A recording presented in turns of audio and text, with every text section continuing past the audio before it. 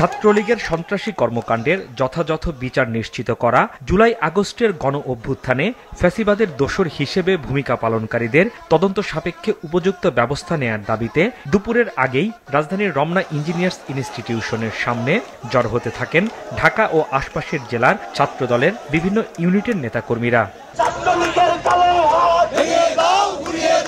দুপুর ৩টার দিকে শুরু হয় মার্চ ফর জাস্টিস নামের এই কর্মসূচি। ছাত্রলীগ ও আওয়ামী লীগ বিরোধী বিভিন্ন স্লোগান মিছিলে এগোতে থাকে ছাত্রদলের নেতাকর্মীরা। বিগত আওয়ামী লীগ সরকারের আমলে বিভিন্ন বিতর্কিত কর্মকাণ্ডের কারণে বারবারই আলোচনায় আসে ছাত্রলীগ। জুলাই গণ অভ্যুত্থানের পর সন্ত্রাস দমন আইনে নিষিদ্ধ করা হয় ছাত্রলীগকে।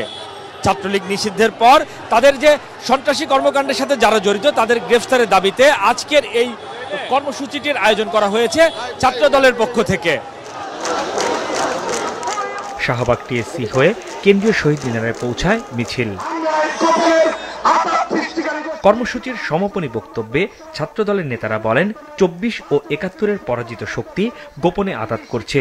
দেশের বিরুদ্ধে যে কোনো ষড়যন্ত্র রুখে দেয়া হবে। যারা গোপনভাবে বাংলাদেশকে ব্যর্থ করার জন্য আওয়ামী লীগের দোসরদের সাথে হাত মিলিয়ে কাজ করছেন, তাদের উদ্দেশ্যে একটি কথাই বলে দিতে চাই, উই আর লুকিং ফর শত্রুস, উই আর ওপেন। সবাই সাবধান হয়ে যান। দীর্ঘ ১৬ বছরে তারা যে মিনি ক্যান্টনমেন্ট মারিয়ে বাংলাদেশের সমস্ত শিক্ষা প্রতিষ্ঠানে যে ধরনের সন্ত্রাসী কার্যকলাপ করেছিল বিগত জুলাই আগস্টের গণ অভ্যুত্থানের সময়, ঠিক তেমনি করে সেই কায়দায় বিভিন্ন শিক্ষা প্রতিষ্ঠানে বাংলাদেশের সাধারণ শিক্ষার্থীদের উপর নির্যাতন চালিয়েছিল এই ছাত্রলীগ। এবং জুলাই আগস্টে যারা প্রত্যেকটি শিক্ষাঙ্গনে সাধারণ শিক্ষার্থীদেরকে হামলা করেছে, খুন করেছে, সেই সকল আওয়ামী লীগের দোষকদেরকে অতি দ্রুত সময়ের মধ্যে গ্রেফতারের দাবি জানাচ্ছি। ক্যাম্পাসে ক্যাম্পাসে আন্ডারগ্রাউন্ড রাজনীতি বন্ধ সহ বিভিন্ন সময়ে ছাত্রলীগ দ্বারা নির্যাতিত ও হামলার ঘটনায় যে তদন্ত কমিটি গঠন করা হয়েছে তার পূর্ণাঙ্গ রিপোর্ট প্রকাশের দাবি জানান নেতারা। বিগত 15 বছরের ছাত্রদলের সংগ্রামকে অস্বীকার করে তুমি ইতিহাস রচনা করবে, সেই ইতিহাসকে ছাত্রদল ডাস্টবিনে নিক্ষেপ করবে।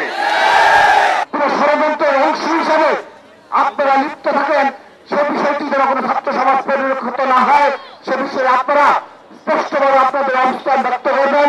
আপনারা অনতিবিলম্বে ছাত্রলীগের সম্পর্কে প্রতিবেদন প্রকাশ করবেন, তদন্ত প্রতিবেদন প্রকাশ করতে হবে এবং যারা জড়িত তাদের ছাত্রত্ব বাতিল সহ আইনানুগ ব্যবস্থা গ্রহণ করতে হবে।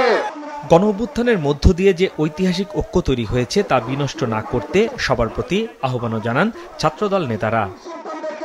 হাসনাইন তানভীর, মাছরাঙা সংবাদ, ঢাকা।